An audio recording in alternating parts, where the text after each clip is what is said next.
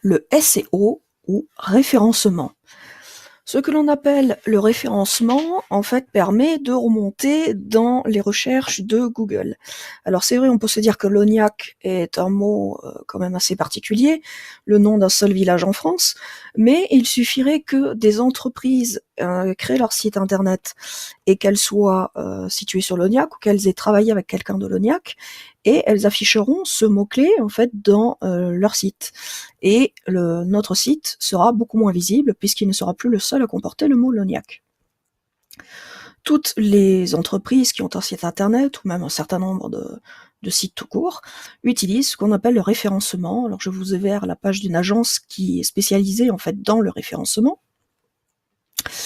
et voilà, qui donne en fait une bonne définition. Donc ça vient de l'anglais Search Engine Optimization, donc on optimise la recherche en fait pour les engins, pour les robots par exemple de Google, des moteurs de recherche qui parcourent site par site pour aller récupérer le contenu et ensuite l'utiliser. Donc l'optimisation pour les moteurs de recherche regroupe un ensemble de techniques qui permet de renforcer la visibilité d'un site dans les pages de résultats naturels d'un moteur de recherche.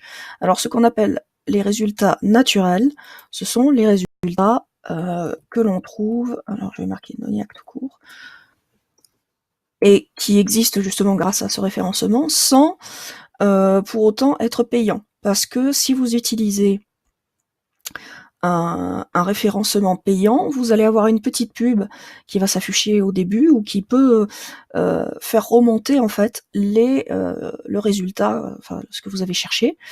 Si j'avais fait l'ONIAC et que j'avais fait une campagne de référencement payant, on aurait pu faire remonter beaucoup plus facilement en fait le résultat en tête pour être visible.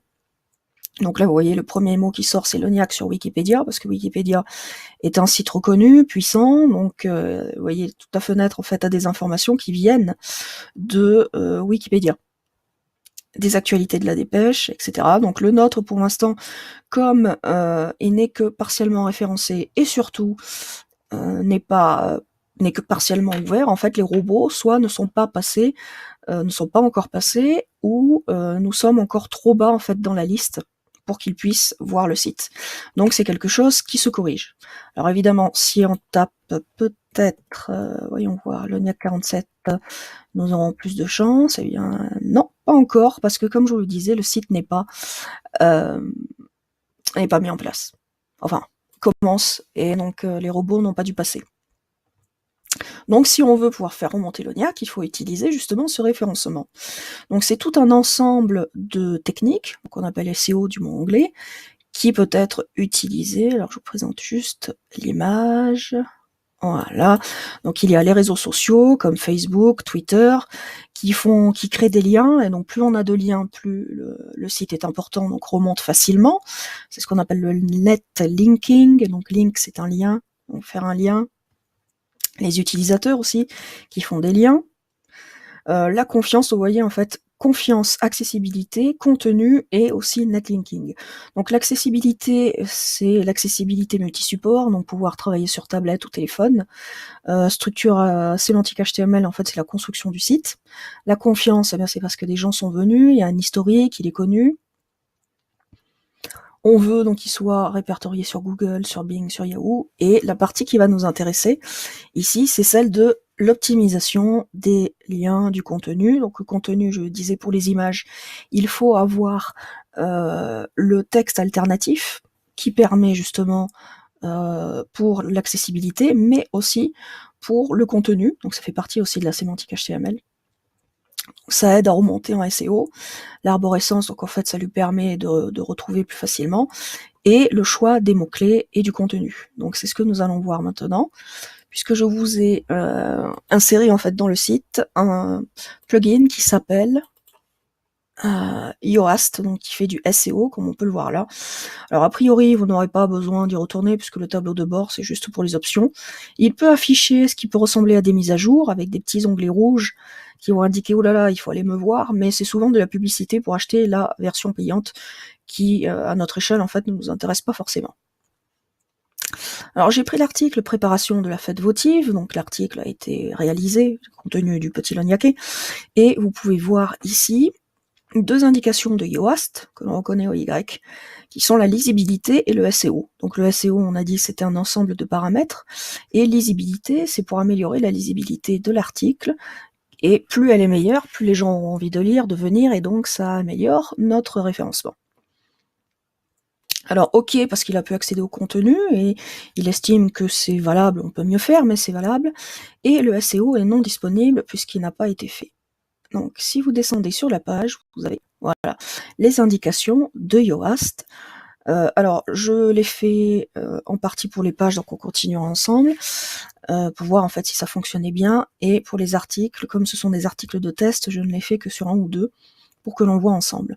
Alors ce qui vous présente l'extrait, c'est l'extrait qui apparaîtra sous Google ou autre moteur de recherche. Si on tape préparation de la fête votive, commune de Lognac, les gens tomberaient en fait là-dessus. Donc ce que le système récupère, c'est le nom de la page préparation de la fête votive, enfin de l'article en l'occurrence, suivi du nom du site et de l'adresse. C'est pour ça qu'il faut que l'adresse soit non pas une suite de chiffres, mais le contenu de l'article, enfin le titre, puisque c'est tout de même plus facile pour s'y retrouver. Et vous pouvez voir qu'en fait, ça reprend tout simplement le début de l'article, ce qui n'est pas forcément le plus intéressant. Dans notre cas, nous avons la version gratuite, nous avons droit à un mot-clé, mais on pourrait avoir une version payante et rajouter plus de mots-clés. Donc là, un article sur la fête votive, je vais choisir comme sujet, comme mot-clé, principal, fête.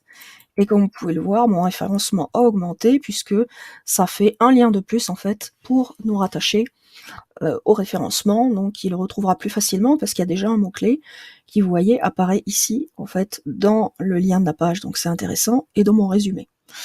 Alors, hop, vous avez une analyse en dessous, parce que là je suis dans l'onglet, donc voilà ici, et l'analyse vous indique tous les points qui sont corrects par rapport au nombre de lignes, etc. Il nous dit qu'il n'y a pas de lien, il nous dit que le titre, enfin voilà, donc tout ce que vous pouvez améliorer en fait, ce n'est pas une obligation bien sûr, mais mieux c'est, mieux on aura des chances en fait de référencement. Alors, titre, j'ai cliqué sur modifier l'extrait, donc le titre SEO, c'est un ensemble d'indications, donc justement nous avons le titre, la page, enfin, etc. C'est tout un ensemble de caractères. Donc ça, c'est en automatique, en fait. J'ai choisi, j'ai déterminé le symbole, etc. Donc vous voyez, vert, donc il est content du titre. L'identifiant, c'est, comme on a dit, la page, en fait, ici. Et maintenant, il faut que je mette ce qu'on appelle une métadescription, c'est-à-dire un petit résumé.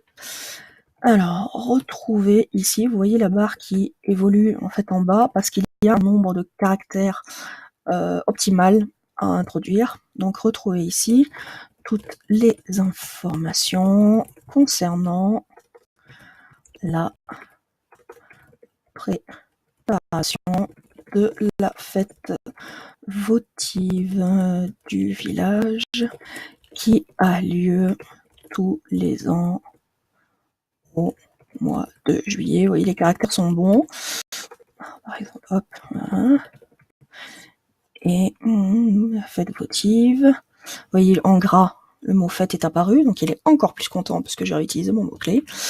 Et voyons voir, durant la dernière semaine... Ah, j'ai dépassé le nombre de caractères. Ça dépasse en fait au niveau de Google ou autre, donc je retire. Et tant que nous sommes dans le vert, en fait, nous sommes dans le bon. Donc le but du jeu est de mettre un petit résumé qui comporte notamment le mot-clé que vous avez employé, sinon ça n'a pas d'intérêt puisque ça veut dire que ce n'est pas un mot-clé. Donc le système est déjà un peu plus content, vous voyez au vert il indique là. Donc pour optimiser, on a déjà un résumé qui correspond, on a dans notre lien cela correspond, et dans notre titre cela correspond. Et deuxième onglet qui est en orange, donc peut mieux faire, mais c'est déjà pas mal, c'est l'onglet lisibilité et qui vous donne des informations en fait sur la manière de rédiger. Par exemple, il faut qu'il y ait une longueur maximale de 300 mots, puisque comme je vous avais expliqué, en fait sur Internet, on ne travaille pas comme sur du papier, on a des textes souvent beaucoup plus courts. Il faut faire des phrases courtes, des paragraphes qui ne soient pas trop longs. Par contre, nous n'avons pas ou très peu de mots ou phrases de transition. Alors évidemment, tout dépend le contenu de la page. Par exemple, quand je suis sur les pages qui indiquent uniquement des liens pour mairie de Lognac ou par exemple conseil municipal ou autre, évidemment, ce sont juste 3 ou 4 mots, donc la lisibilité n'est pas vraiment importante. tout dépend de la page. Et vous voyez ici, le score SEO est passé à bon et la lisibilité est OK. Donc, je mets à jour mon petit article. Voilà, donc ça ne change rien en fait, visuellement à votre article, mais vous savez que vous avez facilité ou que vous faciliterez le travail des robots de Google, de Bing et autres qui vont passer sur le site, qui vont extraire son contenu et qui vous permettront ainsi de faire remonter le site dans les moteurs de recherche pour qu'il soit trouvé beaucoup plus facilement.